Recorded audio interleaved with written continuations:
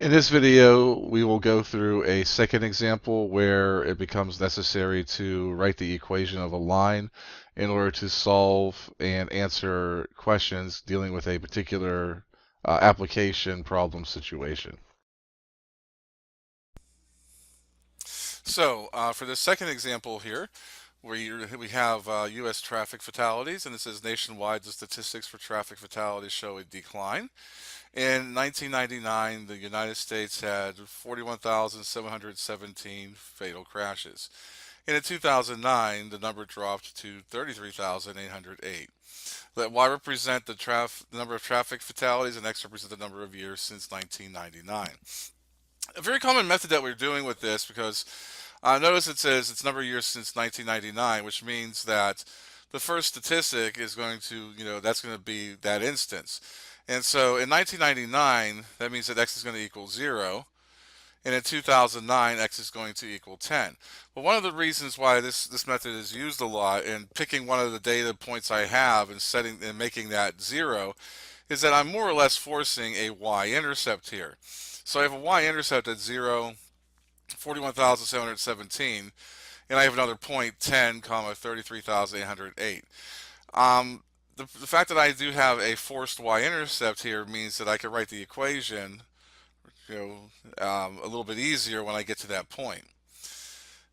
Then it asks you to plot the ordered pairs again. So here's what the graph would look like. Now again, the scaling, you get to kind of do on your own and kind of like define what the each grid is in order to get the fit. And and because I have some pretty big values on the y coordinate, there would be some instances that I wouldn't be able to graph all that accurately. So even this graph here I was able to produce with the help of a computer, so it's pretty accurate.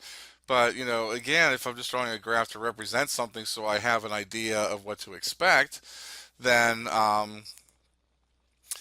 then that's fine, but I'm not going to get any specific data off of it. So, and that's where the algebra comes into play, and it's why it's necessary. So, when I get to part C of the question, it says find the linear equation and slope-intercept form that relates the number of traffic fatalities y to the number of years since 1999. So I'm going to take these two coordinates that I've come up with, which are basically how I interpreted the original problem, and I'm going to calculate the slope, and I would get negative 7909 over negative 10. Since the equation of the line, I'm not going to use the equation of the line to graph it. Keeping it with the fraction is not going to help me a whole lot, so I just decided to make the slope negative 790.7.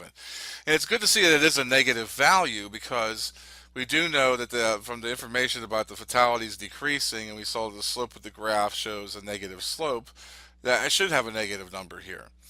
I also know, because of this being a y-intercept, that b equals 41,717. So the equation of the line that fits these conditions up here is y equals negative 790.9x plus 41,717. And again, that's the equation we're attributing to this particular problem here. So now it comes to the part that the main reason for doing all these little things, because A, B, and C are kind of the setup for what we need to do to solve for D. Use the equation from part C to predict the number of traffic fatalities in 2019. So at 2019, that's 10 years after 2009, which was meant that that's x equals 10. So for 2019, x is going to equal 20. And all I'm going to do now is go to this equation here and replace x with 20. So the fact that negative 790.9 times 20 plus 41,717 equals 25,899. That would be the number of traffic fatalities that would be expected if this linear model continues to describe the data for this. And then it says interpret the slope, which we calculate what the slope is. It's a negative 790.9. Again, if that is the fact a point that's because that kind of corresponds to what we answered last, then this should fall on the line, and it seems reasonable when I look at where the point is.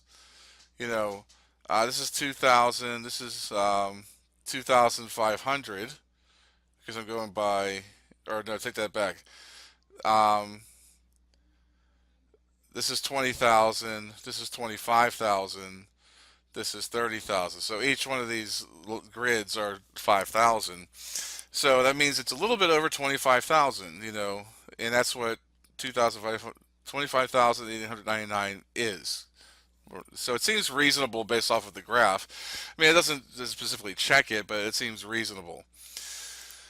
But getting back to the slope again, now the slope we know is negative 790.9. Basically, what that means is that the slope represents a decrease of 790.9 traffic fatalities on average each year after 1999. So roughly about, after 1999, there's been about 791 less fatalities per year, for each year. So like, in 2000, it went, kind of the trend is that it went down 791, and then the following year another 791 dropped, and so forth and so on.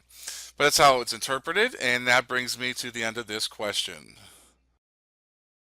That's the end of this video. As always, if you have any further questions, please make sure to get in touch with me. Until next time, have a good day.